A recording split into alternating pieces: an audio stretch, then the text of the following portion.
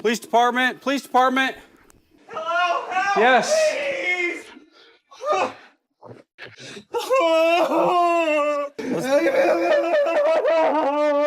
This is 37-year-old Jimmy Allen. Jimmy just discovered his wife's body in the basement of their Michigan home. 18 minutes earlier, he placed this 911 call. Okay, what's going on there?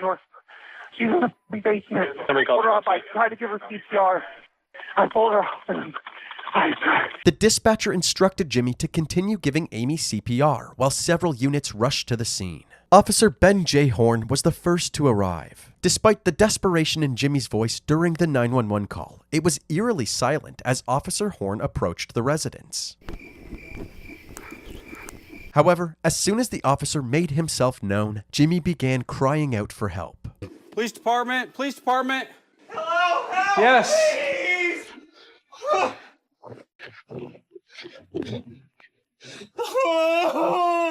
Jimmy was found in the basement, sobbing over his unresponsive wife's body. As he grieved, he continued performing CPR. How long's she been down? Do you have any idea? Do you have any idea? Can't be more than about 20 minutes. Okay. Oddly enough, Amy didn't have any significant injuries, except for a very faint mark near her jugular. By 8:57 p.m., more officers arrived along with several EMTs. They piled into the basement to take over Jimmy's life-saving efforts. Now that Jimmy had a moment to process what was going on, he dramatically ripped his shirt off and broke down on the basement floor.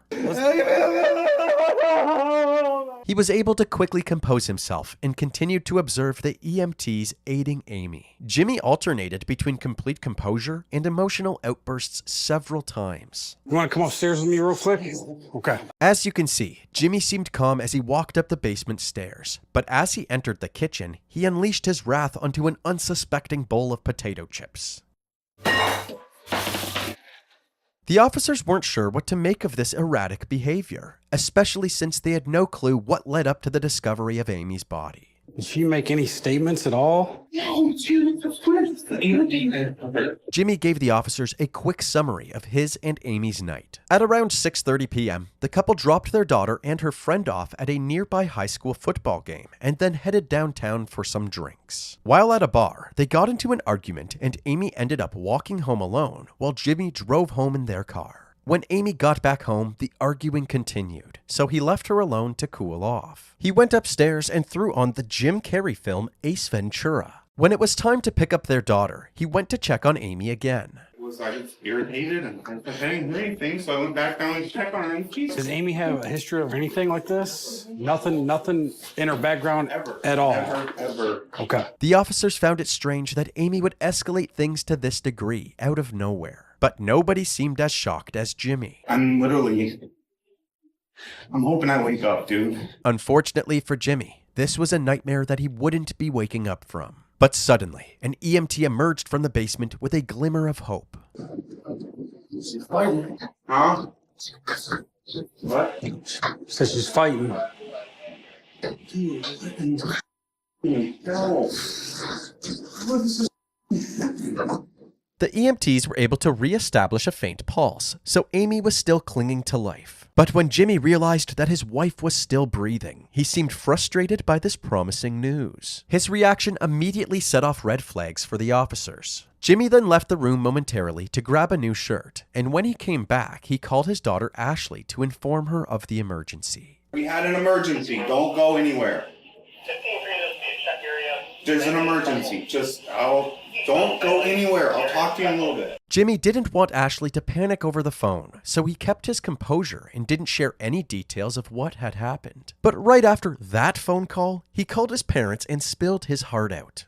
Oh, I don't know what to do, Mom. I don't know what to do.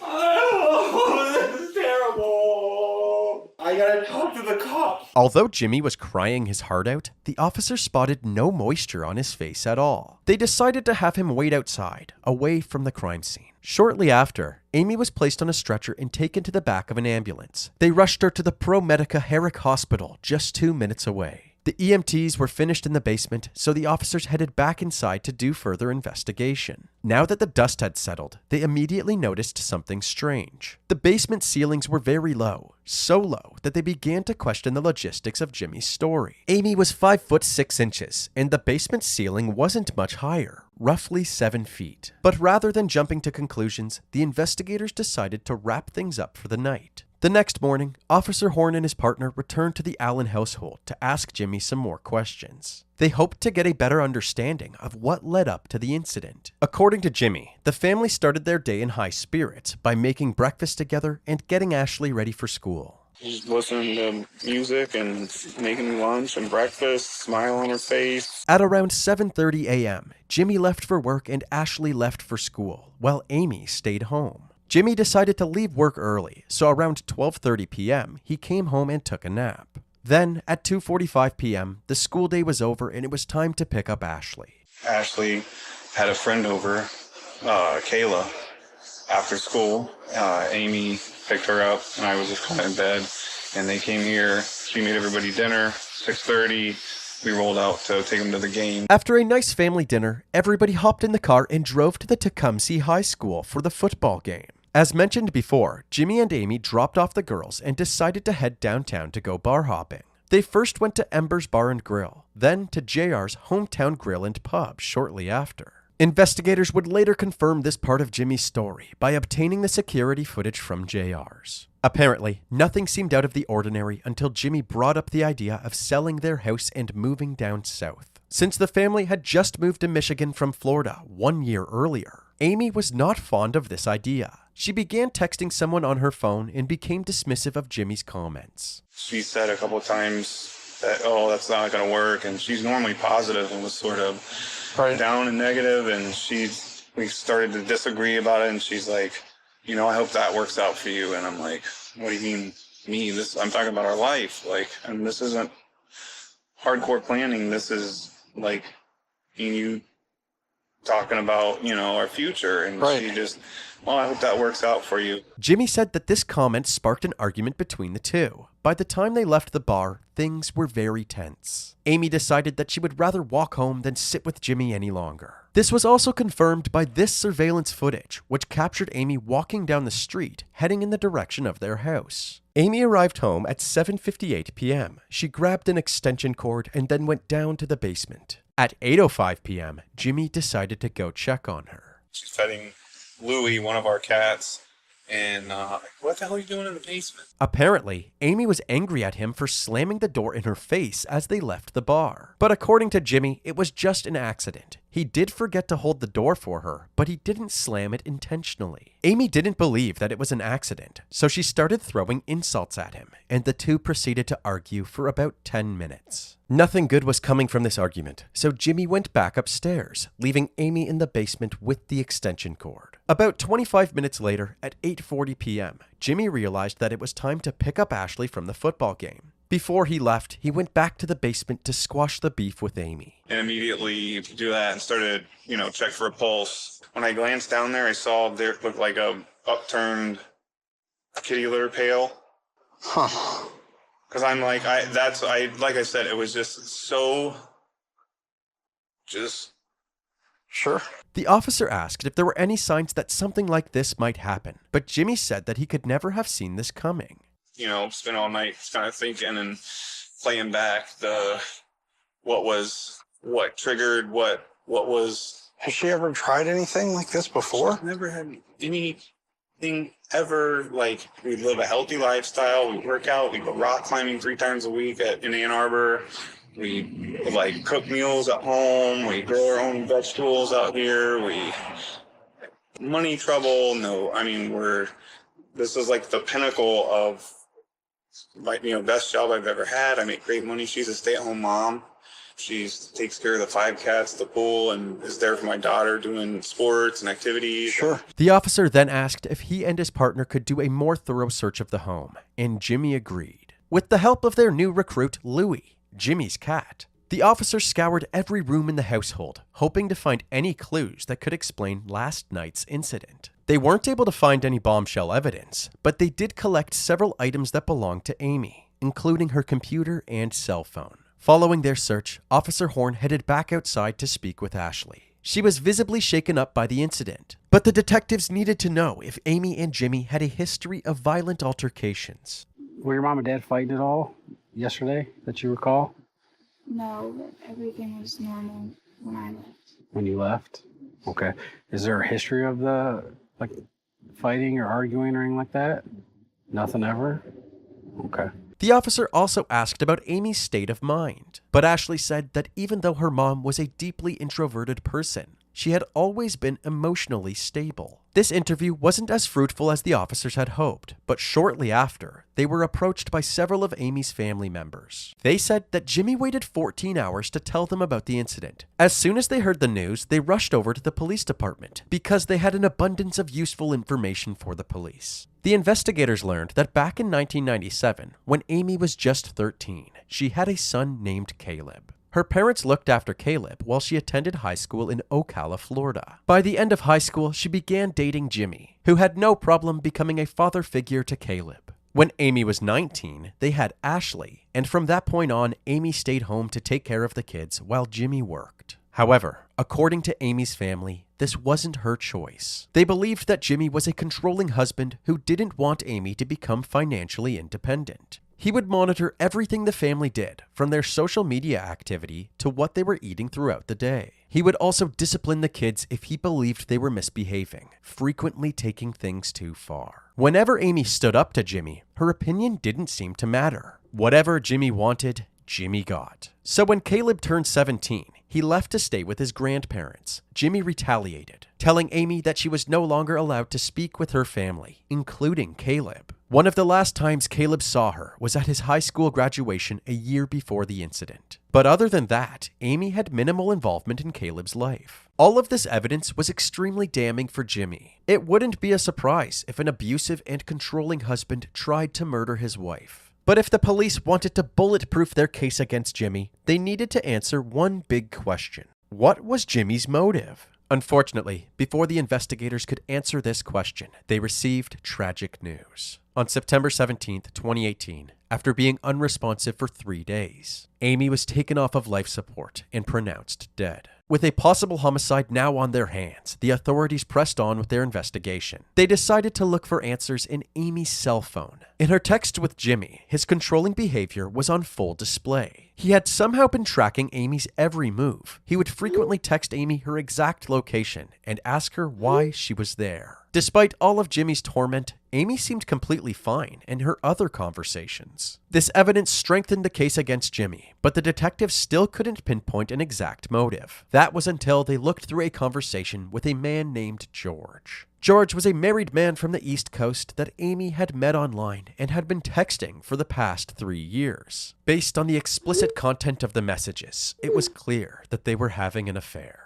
Even on the day of the incident, Amy and George were consistently texting and calling each other. While Amy was having dinner with her family at 5:07 p.m., George texted her saying, "I wish we could be together right now." At 5:29 p.m., Amy responded with, "I'm excited to see you again." And remember when Amy began texting somebody during the argument at JR's Grill and Pub? It turns out that she was texting George, even with Jimmy sitting directly beside her. From these findings, a new theory emerged. Perhaps Jimmy had caught a glimpse of these text conversations and was overcome with anger, which ultimately led to him attacking Amy in the basement. The investigators were eager to ask Jimmy some more questions, but they ran into a small problem. Jimmy was nowhere to be found. It turns out that just a few days after the incident, Jimmy and Ashley packed their belongings, including their 5 cats, and headed back to their hometown, Ocala, Florida, to stay with family. Thankfully, the authorities were easily able to get in touch with Jimmy to arrange another interview. He told them that he would be back in Michigan in a few weeks to grab some of his stuff. Since the Tecumseh Police Department had limited personnel and resources, the Michigan State Police had taken over the investigation, and Detective Larry Rothman was put on the case. 1 month after Amy's death, he met Jimmy at the station for a formal interview. During his stay in Florida, Jimmy had plenty of time to reflect on his relationship with Amy, and he was forthright with the detective about his shortcomings. It wasn't so inner focused and self-focused, and maybe I could have seen some things that were going on that maybe could have clued me into what my wife was in so much turmoil that I couldn't even see it. I mean, that's how it feels. Like, I don't even know who I am. It's hard to believe this statement from Jimmy because moments later, when asked to describe himself, he gives an awfully detailed answer. Describe yourself. What kind of a person are you? I would say I'm a type A personality. I like structure, organization. I'm ambitious. Always seeking to improve myself and others around me. That's why all this is so pressing to me, is because like I had really taken measures in the last couple of years to like make sure that myself, my family were like mentally fit, like mentally healthy, like pursuing things that not only get you physical, like, but helping others, being kind, making it, like I said, making the same thing, that type of person I am, making a positive impact on people. Without a doubt, Jimmy's obsession with creating the perfect family was immensely toxic. However, Jimmy seemed to take pride in this toxic behavior, framing it as a strength. He believed that his role in the family was to hold them to a higher standard. No matter how much Jimmy painted himself as an upstanding family man, the detectives weren't buying it. Looking back now, where you're at now, does anything pop out at you? Yeah, there's, I mean, my wife had some issues, and What kind of issues? she struggled from like social anxiety, so she's been like that for years. She's just extremely shy, introverted person. She never developed relationships in Ocala. She didn't have any friends. She was playing like video games compulsively, that World of Warcraft thing. That got out of hand, so she just sort of started isolating herself. And so I had taken measures when we got up here to help her break out of it. Jimmy is painting himself as a valiant savior, guiding his wife away from her bad habits towards a healthy lifestyle. But as we mentioned earlier, everybody who was close to Amy said that Jimmy was the main cause of her isolation. While asking Jimmy about infidelity in the relationship, he revealed that Amy wasn't the only one cheating. There was one time when I went to the Isle of Man and hooked up with this chick. Any time during your marriage, do you know if she was unfaithful to you? I don't think that would be possible. Why is that? She didn't seem to have the capacity to like talk to people, man. I mean, she was like incredibly introverted. Clearly, Jimmy underestimated Amy's charm. Later in the interview, the detective set the record straight, bluntly telling Jimmy that Amy was in fact having an affair. What was your knowledge of her affair? I don't think she had an affair. I have no idea. I wouldn't think it was possible. There was a lot of stuff that she had tried to delete there, but I mean, we're talking, telling this other guy she loves him. I think that you're bullshit, but I'm not. I'm not gonna lie to you today, and I haven't. So I'll just tell you right now, I don't believe it. Jimmy seemed to be in denial, so the detective printed off some excerpts from Amy's conversations with George, some more risque than others. And then the chats lead up to the 14th, the same day that this happened. Clearly there was something going on between these two people. As someone who had a say in every aspect of Amy's life, he seemed completely blindsided by her secret life with George. He wanted more answers. Can you pull phone records to see if there's any numbers that I can see that I don't recognize? And that's like, to me, it's crushing to think that she even has some, I legitimately, I still don't all the way believe you guys. I don't think that she has the capacity to do that.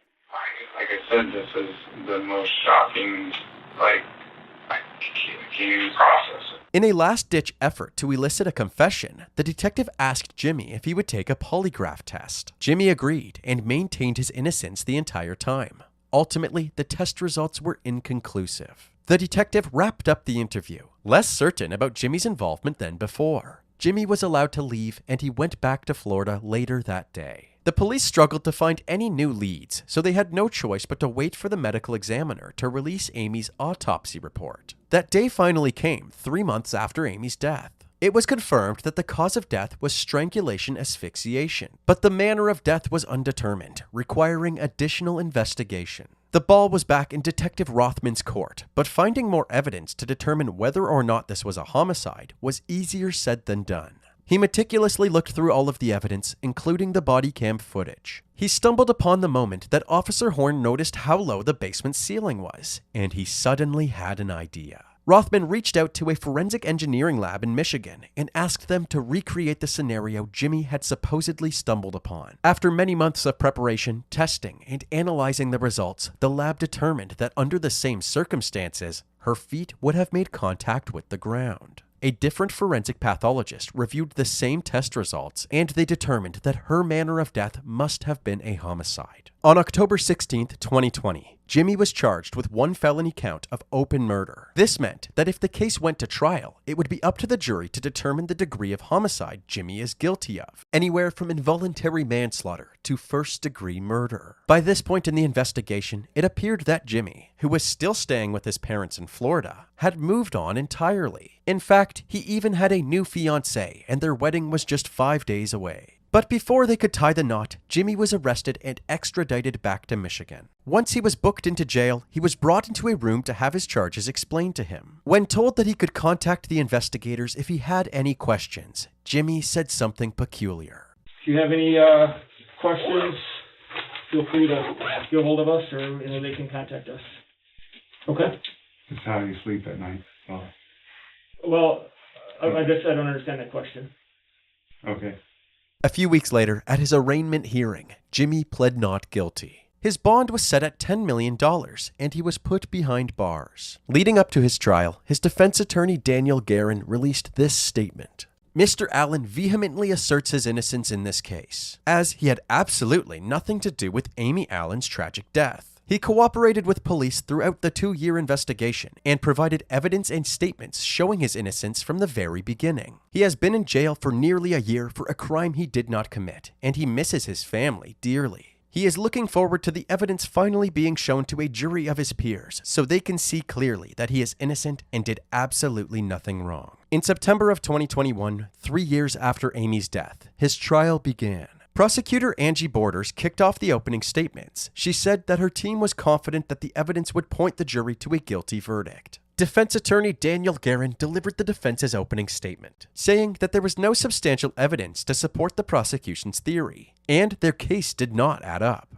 The people want you to believe that Jimmy Allen, for reasons nobody explains or guesses or understands why, snaps after 15 years of marriage, brutally kills his wife, goes up into cover-up mode, does all of this cover-up, and then gets the police there at 8:52 to start showing them evidence of this hanging. They also pointed to Jimmy's search history that night, suggesting that murder was the last thing on Jimmy's mind. The phone searches they get from Jimmy's phone shows that he's looking at searches for Jim Carrey movies and other Showtime shows, the exact shows that he had told police that night that he had watched. One of the key witnesses for the prosecution was Amy's son Caleb. He told the court about an altercation with Jimmy while he still lived at home. I stood up, pushed him against the wall, and there was a second of fear that came over me, and I realized what I was doing, and I let up, and then I was spun around, or maybe I turned around, and then I was choked from behind on the floor for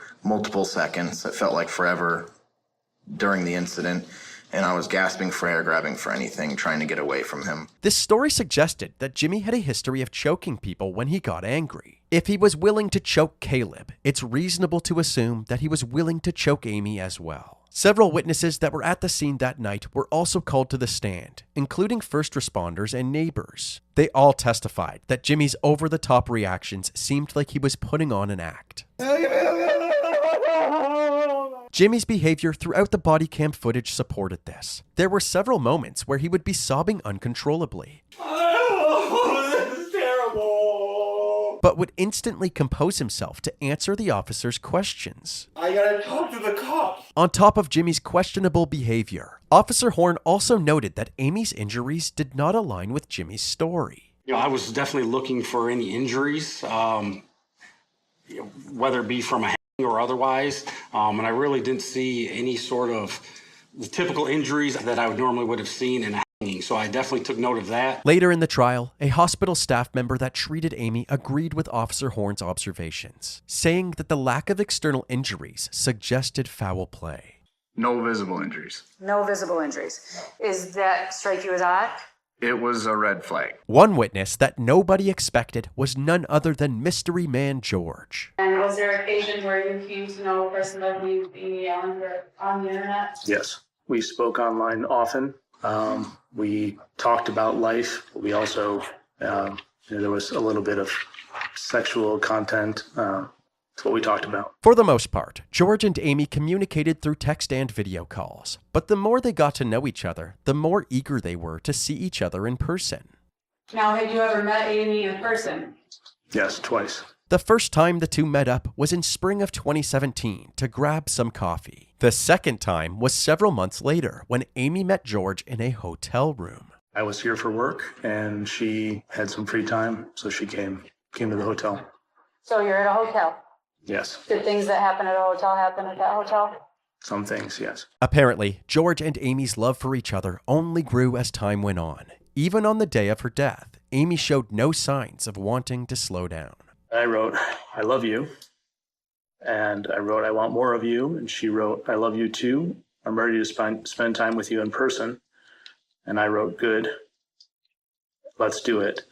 And then she wrote, end of October. And I wrote, I'm in. Dr. Elizabeth Buck also played a crucial role in the prosecution's case. During her testimony, she took the jury through the extension cord experiment we mentioned earlier. The first question that Detective Rothman asked was, can an extension cord suspend 140 pounds? The testing was performed. The answer is no. According to the prosecution, the results of her tests were more than enough to debunk Jimmy's story. When it was the defense's turn to call witnesses, they had Jimmy's father testify.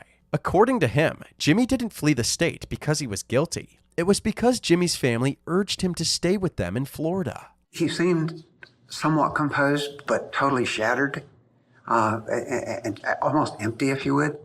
I'd never seen him like that before or since. He was almost non-responsive. He seemed to have lost interest in anything. Ashley also testified on her father's behalf. The day after the incident, she had said that her mother had always been stable. But now, 3 years later, her story had completely changed. Did you notice anything from your vantage point that was a problem that you behaviors or issues that you saw when your mom was drinking alcohol?